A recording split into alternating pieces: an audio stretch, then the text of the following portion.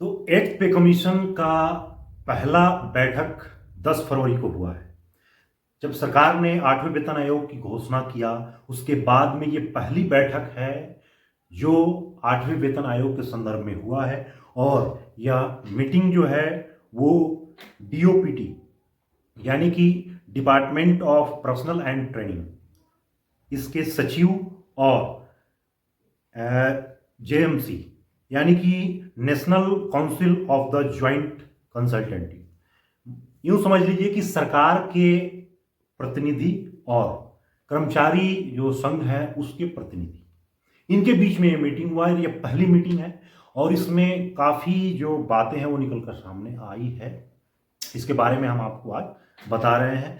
जो जो पॉइंट इसमें डिस्कस हुआ है, लगभग 15 पॉइंट हैं। हालांकि ये ऑफिशियली कहीं डिस्क्लोज नहीं हुआ है, इसका मिनट्स ऑफ मीटिंग कहीं सर्कुलेट नहीं हुआ, लेकिन ये बातें कहीं ना कहीं से निकल कर आ ही जाती है। तो उस आधार पर ये सारे पॉइंट्स हैं और ये बहुत ही महत्वपूर्ण पॉइंट्स है। आपको जब आप सुनोगे जानोगे तो काफ़ी आपको अच्छा लगेगा। तो जितने भी सरकारी कर्मचारी हैं या सरकारी नौकरी की तैयारी करने वाले लोग हैं, तो उनको इस 8वें वेतन आयोग से किस तरह के फायदे होने वाले हैं, उसी के संदर्भ में ये मीटिंग था। यानी कि टर्म्स ऑफ रेफरेंस, इस मीटिंग का मकसद था कि टर्म्स ऑफ रेफरेंस क्या होंगे, किस शर्तों पर, किस आधार पर, किन संदर्भों पर एट्थ पे कमीशन काम करेगी, किस तरह से इसकी मूलभूत संरचना होगी, उसी संबंध में ये पहली मीटिंग हुई। तो चलिए, क्या क्या इसमें मुख्य बिंदु रहे हैं, महत्वपूर्ण पॉइंट्स रहे हैं, उसको आपके सामने रखते हैं।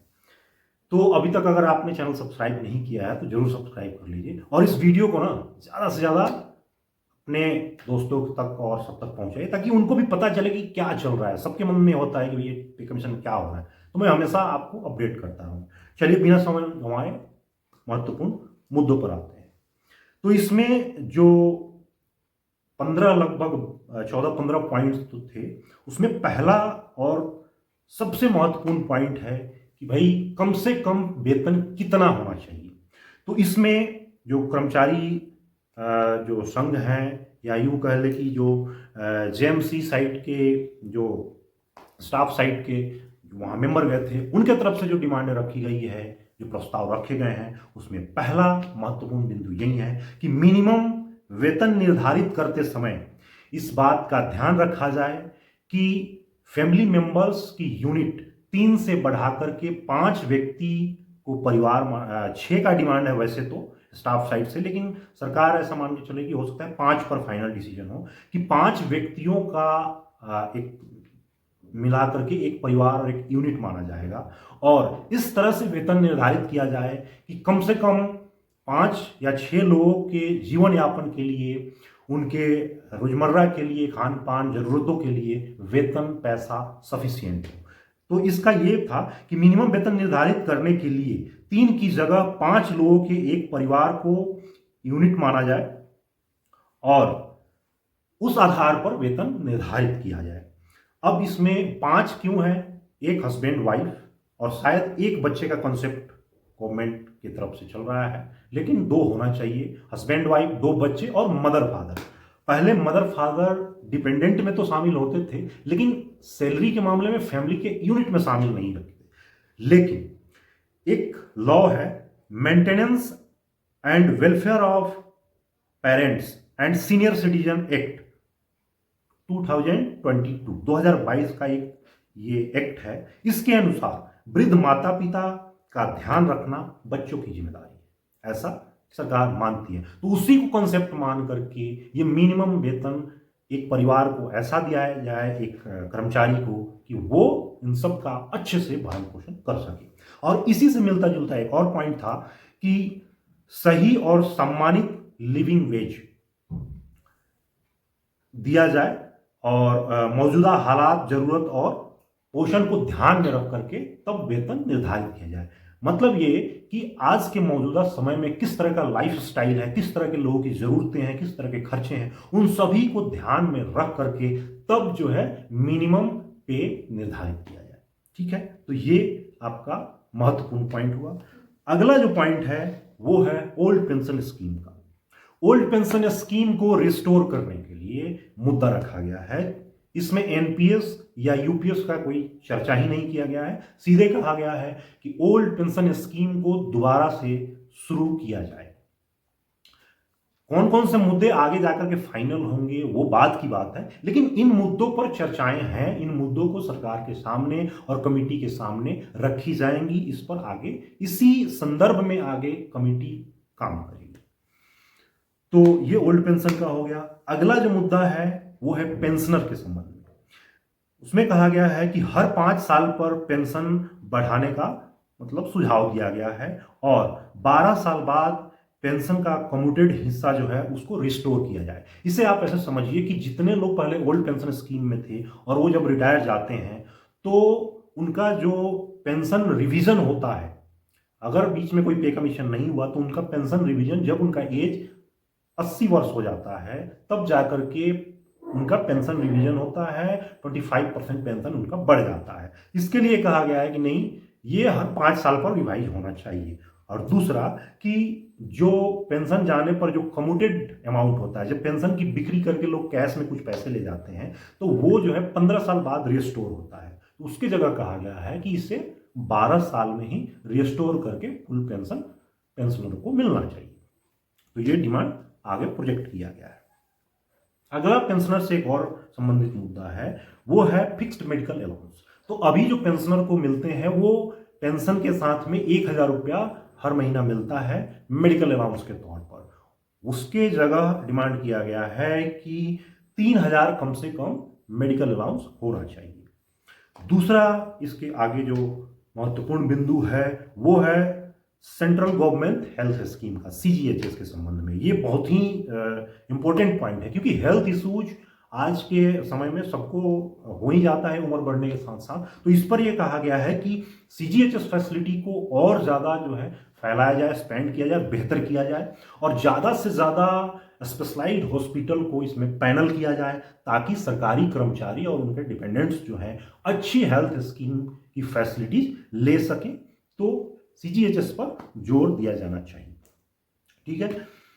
दूसरा इसके आगे जो महत्वपूर्ण बिंदु था डिस्कशन का उसमें है कि जो पे कमीशन गठन से पहले कुछ पुराने ऐसे मुद्दे हैं जिसको स्टैंडिंग कमेटी और जेसीएम बैठ करके आपस में पहले उसको निपटा ले, उन मुद्दों को पहले ही सुलझा लिया जाए, उसके बाद पे कमीशन आगे अपना काम करे। तो ये कुछ डिमांड पहले से ही है स्टाफ साइट्स और जेसीएम जो होते हैं, जो एक तरह से संघ समझ लीजिए कि जो कर्मचारी के प्रतिनिधि मंडल होते हैं, तो उनका कुछ पहले से डिमांड रहा है वेलफेयर से संबंधित। तो उसके लिए भी है कि उनको पहले से ही निपटा लिया जाए ताकि आगे कोई दिक्कत ना हो।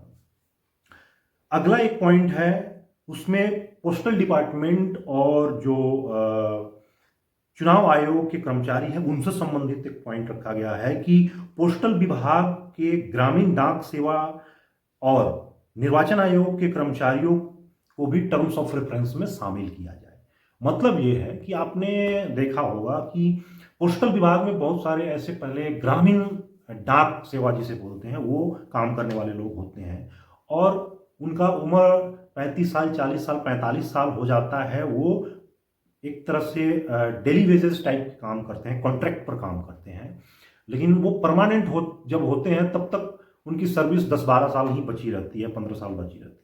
ऐसे में जब वो सरकारी तौर पे सेवा देना शुरू करते हैं तो 10-12 साल में के बाद उनका रिटायरमेंट का एज हो जाता है, तो उनको पेंशन जो मिलता है चाहे वो एनपीएस में ले रहे हो या फिर ओपीएस में, उनका ज़्यादा पेंशन बन नहीं पाता है। इसलिए इसको भी इस तरह के जो कर्मचारी हैं वो भी हमारे ही सदस्य हैं, तो उनको भी इस टर्म्स ऑफ रेफरेंस में शामिल किया जाए और इस पर भी आगे वेतन आयोग को ध्यान देना चाहिए।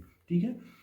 तो ये मुद्दे थे। और इसके अलावा जो एक बड़ा ही महत्वपूर्ण मुद्दा है वो है कि जो नॉन वेबल पे स्केल है उसको आपस में मिला दिया जाए। मतलब ये समझिए, ये तो इतना महत्वपूर्ण पॉइंट है कि अगर इस तरह की चीजें कंसीडर होती है तो आगे पे में काफी फर्क पड़ सकता है।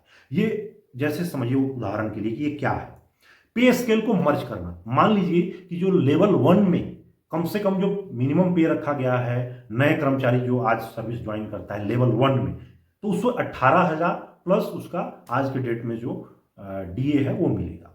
तो इसको डिमांड किया जा रहा है कि जो मिनिमम पे है लेवल 1 को उठा करके लेवल 2 में डाल दो। तो इससे क्या होगा, लेवल 1 में जहां मिनिमम पे 18,000 है, वहीं लेवल 2 में मिनिमम पे 19,900 है। तो सीधे सीधे लगभग 2,000 का फायदा हो जाएगा।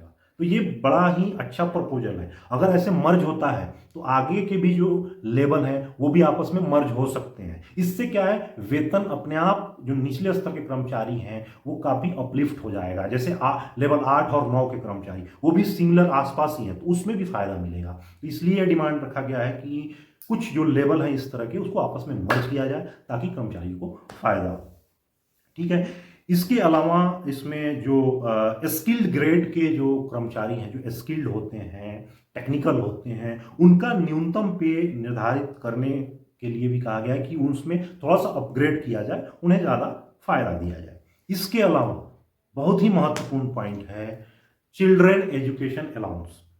जो चिल्ड्रन एजुकेशन अलाउंस हम सबको मिलता है 2 बच्चों के लिए, उसमें ये डिमांड रखा जा रहा है कि पहले से वो केवल 12th क्लास तक मिलता है, लेकिन उसको बढ़ा करके अब कहा जा रहा है कि उसे ग्रेजुएशन तक किया जाए और टेक्निकल एजुकेशन अगर कोई ले रहा है तो उसको भी ये दिया जाए। अगर ऐसा होता है तो 3 साल आगे भी और मिल सकता है। यानी कि अगर कोई बच्चा 12th करने के बाद में ग्रेजुएशन कर रहा है या कोई टेक्निकल एजुकेशन कर रहा है, आगे 3 इयर्स का डिप्लोमा कर रहा है, तो उसके लिए भी ये लागू किया जाए cost of subsidy plus children education allowance. तो ये भी जो है वो बहुत ही लाभदायक प्रपोजल है। दूसरा एक और महत्वपूर्ण है, वो है डिमांड है कि जो अभी मान लीजिए 53% हमारा डीए है, तो उसमें से 50% डीए को बेसिक पे के साथ मर्ज कर दिया जाए। समझ रहे हैं आप? मतलब जो हमारा 50% डीए है वो भी हमारे बेसिक में शामिल कर दिया जाए, और उसके बाद में फिर जो भी पे कमीशन अगला अपना बेसिक पे जब ये मर्ज कर देगी, उसके बाद में जो भी पे कमीशन फिटमेंट फैक्टर निर्धारित करेगी, जितना से भी उसको मल्टीप्लाई करेगी, 1.86 से करे, 1.92 से करे, 2.5 से करे, जो भी आगे होगा वो उस मर्ज करने के बाद में तब मल्टीप्लाई करके और तब हमारा पे निर्धारित किया जाए। अगर ऐसा होता है तो इस पे में काफी अच्छा खासा बढ़ोतरी मिल सकता है। लेकिन इन सारी बिंदुएं डिमांड है अभी, है ना। तो ये बड़ा अच्छा और जरूरी पॉइंट है। एक और इसमें पॉइंट है कि रिस्क एंड हार्डशिप कमेटी जब गठित हुई थी 7th पे कमीशन के समय, तो उसने जो भी रिकमेंडेशन किया था रिस्क एंड हार्डशिप अलाउंस के लिए, उसको रेलवे कर्मचारी और डिफेंस पर्सन, सिक्योरिटी रक्षा क्षेत्र में काम करने वाले को उसको पूरी तरह से लागू किया जाए। हालांकि जो सिक्योरिटी फोर्सेस हैं, आर्म फोर्सेस हैं, उनको ये काफ़ी हद तक अलग अलग एरिया में कैटेगराइजेशन के अनुसार मिल रहा है, लेकिन शायद रेलवे कर्मचारियों को नहीं मिल रहा है। तो इसलिए उनका डिमांड रखा गया है कि भाई उनको भी मिलना चाहिए। इसके अलावा उसी से संबंधित एक पॉइंट है रेलवे स्टाफ के लिए कि जो उनको रनिंग अलाउंस मिलता है, रनिंग अलाउंस रेलवे स्टाफ को मिलता है। जैसे जो ट्रेन में जो स्टाफ रनिंग टाइम में रहते हैं, लोको पायलट हो गया, गार्ड हो गया, और भी कई टेक्निकल स्टाफ हो गए, तो उनको रनिंग अलाउंस मिलता है और भी कुछ स्टाफ्स को मिलते हैं। तो रनिंग अलाउंस जो है उस पर टैक्स नहीं लगाया जाए, ऐसा डिमांड किया गया है। तो अगर ऐसा हुआ तो ये भी बेनिफिशियल हो सकता है। इन सभी मुद्दों के अलावा एक और महत्वपूर्ण मुद्दा रखा गया है कि जो कैडर रिव्यू है, अलग अलग डिपार्टमेंट में जो प्रमोशन के लिए कैडर रिव्यू किया जाता है, नए नए पोस्ट खोले जाते हैं या फिर पदों की संख्या बढ़ाई जाती है ताकि जो कर्मचारी हैं उनका प्रमोशन समय से हो सके, तो उसको जितने भी लंबित पहले से पेंडिंग कैडर रिव्यू है उन सभी को समय से किया जाए ताकि कर्मचारियों का पदोन्नति हो सके और उनका जो है पे स्केल में भी उस अनुसार बढ़ोतरी हो सके। तो ये जो है मोटा मोटा लगभग 15 ऐसे पॉइंट हैं जो इस मीटिंग में सामने रखे गए हैं, और टर्म्स ऑफ रेफरेंस इसी के इर्द गिर्द आगे चर्चाएं और भी चलती रहेंगी। आगे अभी लगातार कई मीटिंग होने वाले हैं। और एक महत्वपूर्ण बात ये भी कि इसमें जो डीओपीटी के सचिव हैं, शायद उन्होंने या उस स्तर के किसी अधिकारी ने ये जानकारी कहीं दी है कि हो सकता है कि जो पे कमीशन का जो गठन होना है, अभी उसमें जो मेंबर्स और चेयरमैन जो डिटेल होने हैं वो मार्च के लास्ट तक या अप्रैल में इसका फाइनल बोर्ड गठन हो जाएगा और उसके बाद पे कमीशन अपना पूर्ण रूप से धीरे धीरे आगे कार्रवाई करती रहेगी। इस पर मीटिंग्स का सिलसिला अब आगे जारी रहेगा और हम आपको अपडेट देते रहेंगे। इसलिए चैनल को सब्सक्राइब कर लीजिए और वीडियो को ज़्यादा से ज़्यादा लोगों तक फैलाइए ताकि सबको जानकारी हो। आपके पास वीडियो पहुंचता है तो उससे कम से कम 5-7 ग्रुप में या इधर उधर जरूर शेयर कीजिए। मिलते हैं अगले वीडियो में। जानकारी अच्छी लगी हो तो जरूर इसे शेयर कीजिएगा और कमेंट कीजिएगा। जय हिंद, जय भारत।